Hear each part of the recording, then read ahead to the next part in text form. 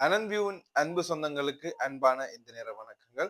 இன்றைய தினம் நாங்கள் பேச போற விஷயம் என்னன்னு பாத்தீங்கன்னு சொன்னா, இந்த நிதி அமைச்சின் அதிகாரிகளுக்கு ஜனாதிபதி அனுரகுமார திசாநாயக்க அவர்களினால் வழங்கப்பட்ட அறிவுறுத்தல். அதோட பாத்தீங்கன்னா, என்னடா அன்றைக்கு ஃபுல்லாவே அறிவுறுத்தலாவே சொல்ல போறான்னு யோசிக்காதீங்க முன்னுக்கும்.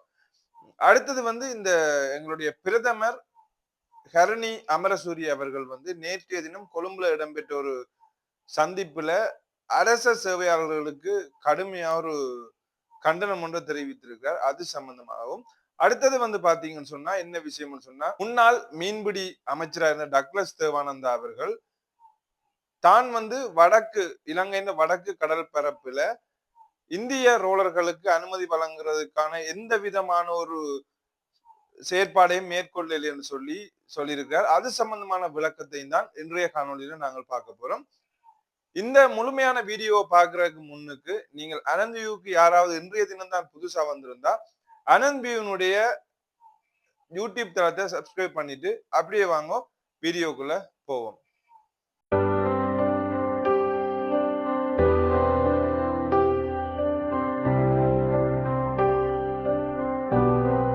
முதல்ல இன்றைய தினம் 12ஆம் தேதி ஜனாதிபதியினுடைய மாளிகையில ஜனாதிபதிக்கும் இந்த நிதி அமைச்சுக்களின் செயலாளர்கள் அது தொடர்பான நிதி அமைச்சின் பிரதான அதிகாரிகளோட தான் ஜனாதிபதி அனுரகுமார திசாநாயக்க அவர்களுக்கு ஒரு சந்திப்பு ஒன்று இடம்பெற்றது. அந்த சந்திப்புல மிகவும் முக்கியமா கதைக்கப்பட்ட விடயம் என்னன்னு நீங்க பாத்தீங்கன்னு சொன்னா, இந்த நாட்டில இருக்கிற நிதி, அதாவது நிதி சம்பந்தமான சகல செயற்பாடுகளுக்கும் ஒரு ஸ்திரத்தன்மையை ஏற்படுத்தி நாட்டின் நிதி கட்டமைப்பின் செயல்திறன் மிக்கதாக மாற்றி அதை நிதி கட்டமைப்பை பலப்படுத்தி செயற்திறனாக மாற்றணும் என்றது சொல்லித்தான் ஜனாதிபதி அனுரகுமார திசாநாயக்க இந்த அதிகாரிகளுக்கு மிக முக்கியமா கட்டளை எடுக்கிறார். அதே நேரத்தில் இந்த சுயாதீனமா இலங்கையின் மத்திய வங்கி செயற்பட்டு அந்த இலங்கையின் மத்திய வங்கி நிதி கட்டமைப்பு சார்பா எந்த ஒரு முடிவும், அதாவது ஸ்திரத்தன்மையோட செயற்படுறதுக்கு தங்களுடைய அரசும் உங்களுக்கு ஆதரவு கொடுக்கும் சொல்லியும் இந்த நிதி கட்டமைப்பை மிக முக்கியமா ஸ்திரப்படுத்தணும்னா பலப்படுத்தி ஒரு நாட்டை ஒரு முன்னிலைக்கு கொண்டு போகணும்னு சொல்லியும் இந்த அதிகாரிகளுக்கு ஜனாதிபதி பணிப்புரை வழங்கியிருந்தவர். அந்த விஷயம் பாத்தீங்கன்னா இன்றைக்கு தான் ஜனாதிபதி மாளிகையில வச்சு இடம்பெற்றது. இந்த இடத்துல பொருளாதாரம் மற்றும் நிதி சம்பந்தமா தான் மிகவும் ஒரு நுணுக்கமான முறையில ஆராய்ச்சி இடம்பெற்றிருந்தது. ஆராயப்பட்டது. இந்த அமைச்சர்களோடையும் இந்த நிதி அமைச்சர் அதிகாரிகளோட மிக முக்கியமா ஜனாதிபதி சேர்ந்துதான் இந்த கலந்தாலோசித்து இன்றைய இந்த கூட்டத்துல தீர்மானங்கள் எடுக்கப்பட்டிருந்தது நிதி சம்பந்தமாக. ஏன்னா நாட்டின் பொருளாதாரம் வீழ்ச்சி அடையுது, நாட்டுல பொருளாதாரம் இல்ல, அதாவது நாட்டுல பொருட்கள் தட்டுப்பாடுன்னு சொல்லி புதிய அரசாங்கத்தை நிறைய பேர் விமர்சிச்சு கொண்டும் இருக்கணும். அதே நேரத்துல உண்மையிலேயே பொருளாதார உண்மையான தட்டுப்பாடு ஏற்பட்டிருக்கா இல்லையான்னு சொன்னா இந்த மாஃபியாக்களால இந்த பொருட்களை மறைக்கப்பட்டு இந்த அரசாங்கத்தை பழிவாங்கணும் என்ற நோக்கத்துல நடக்குதா என்றது ஒரு பக்கம் இருக்க, அந்த விஷயங்கள் எல்லாத்தையுமே ஒரு ஸ்திரத்தன்மையோட கொண்டு போகணும்னு சொல்லிட்டு இந்த அவசரமா இன்றைய தினம் ஜனாதிபதிக்கும் நிதி அமைச்சின் அதிகாரிகளுக்கு உயர் அதிகாரிகளுக்கும் இடையிலான இந்த கூட்டம் ஒன்று நடைபெற்றிருக்குது. அதுல உண்மையில திருப்பவும் இந்த நாட்டின் நிதியில நல்ல ஒரு ஸ்திரத்தன்மையோட கட்டமைப்பை எடுத்துக்கொண்டு செல்லணும்னு சொல்லித்தான் ஜனாதிபதி இந்த அதிகாரிகளுக்கு கடுமையா எச்சரித்து சொல்லி இருக்கிறார். நிதி கட்டமைப்புல நல்லதொரு ஸ்திரத்தன்மை இருக்கணும்னு சொல்லியிருந்தார்.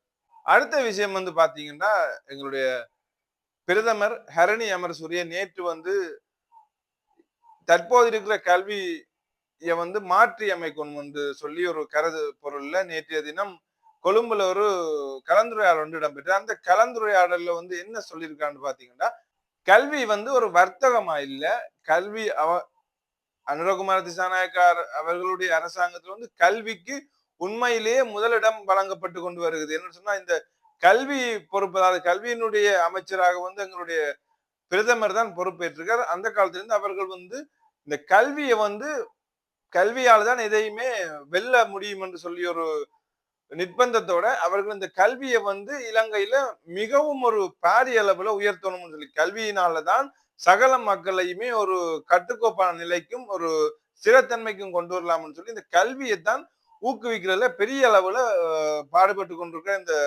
பிரதமர் அதே நேரத்துல சொல்லியிருக்கார் கல்வியை வந்து தாங்கள் வர்த்தகமா பயன்படுத்தல.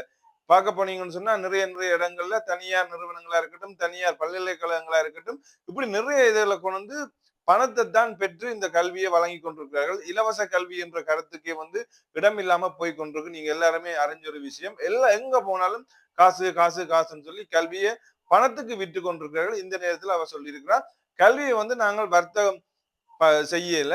அதே நேரத்துல என்ன மெயினா சொன்ன விஷயம்னு சொன்னா இந்த அரசு அலுவலகங்களுக்கு மக்கள் போய்க்கு அந்த அரசு அலுவலர்களால மக்கள் வந்து ஒரு அசௌகரியங்களுக்கு உள்ளாகிறார்களாம். என்னன்னு பாத்தீங்கன்னா சரியான நேரத்துல அந்த அலுவலக உதவிகளை செய்து கொடுக்கறதுல மக்கள் பெருமளவுல அந்த அரசு அலுவலகங்களுக்கு போயிட்டு திரும்பி வரைக்கும் ஒரு கண்ணீரோடையும் ஒரு கவலையோடையும் தான் வரையணும்னு சொல்லித்தான் மிக முக்கியமா பிரதமர் கூறியிருந்தார். இந்த எல்லாத்துக்கும் ஒரு முடிவு கட்டுற முகமா தான் கடுமையா வந்து எங்களுடைய பிரதமர் நேற்றைய தினம் அரசு அதிகாரிகளை எச்சரித்திருந்தார். இப்படியான செயற்பாடுகள் இனி நடக்கக்கூடாதுன்னு சொல்லியும் ஏன்னு சொன்னா அவர்களுடைய அரசாங்கத்துல கல்விக்கு பாரிய அளவுல முன்மாதிரியான அந்த செயற்பாடுகள்ல இடம்பெற்றுக் கொண்டு வருது. கல்வியில புதிய ஒரு மாற்றத்தை கொண்டு வரணும்னு சொல்லித்தான் நேற்றைய தினம் ஒரு மாநாடு ஒன்று இடம்பெற்றிருந்தது. இந்த மாநாட்டுல இருக்கும் போதுதான் இவர் சொல்லியிருந்தவங்க.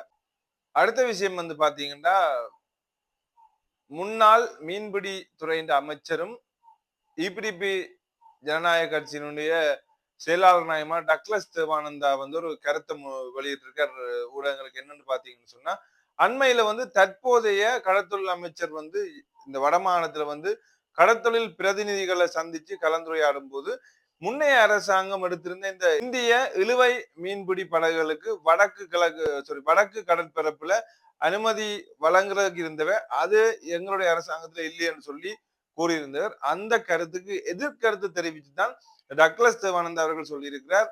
தான் வந்து கிட்டத்தட்ட 90ஆம் ஆண்டு காலத்துல இருந்து இந்த இழுவை படகு விசைப்படகுகளுக்கு ஒரு முற்றுப்புள்ளி வைக்கணும்னு சொல்லித்தான் தாங்கள் அதை நல்லிணக்கமான முறையில் ஒரு செயற்பாடு எடுக்கணும்னு சொல்லித்தான் தன்னுடைய காலத்தில இருந்து தான் ஒரு செயற்பாடு செய்து கொண்டு வர்றதாகவும் தான் வந்து இந்த வடக்கு கடற்பரப்புல இந்திய விசைப்படகுகளுக்கு அனுமதி வழங்க போற சம்பந்தமாவோ இல்ல அனுமதி வழங்கினதாகவோ எந்த ஒரு செயற்பாடும் இல்லை.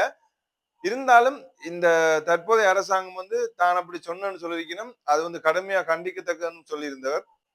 இந்த நிலையில உண்மைக்கு புறம்பான செய்திகளை எப்படி வெளியிடுறது அது சந்தேகத்துக்கு இடமா இருக்குன்னு சொல்லி அந்த கருத்துல சொல்லி இருந்தவர். இது எதுக்காகவோ தெரியல கடத்தொழிலாளர்கள் அனைவருமே வந்து ஒரு விழிப்புணர்வா இருக்கணும்னு சொல்லியும் அந்த இடத்துல டக்ளஸ் தேவானந்தா அவர்கள் சொல்லி இருக்கிறார்.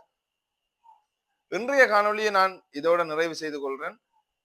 மீண்டும் ஒரு புது காணொலியில உங்களை சந்திக்கும் வரை உங்களிடமிருந்து விடைபெற்றுக் கொள்ளும் நான் உங்கள் அனந்த் வியூ.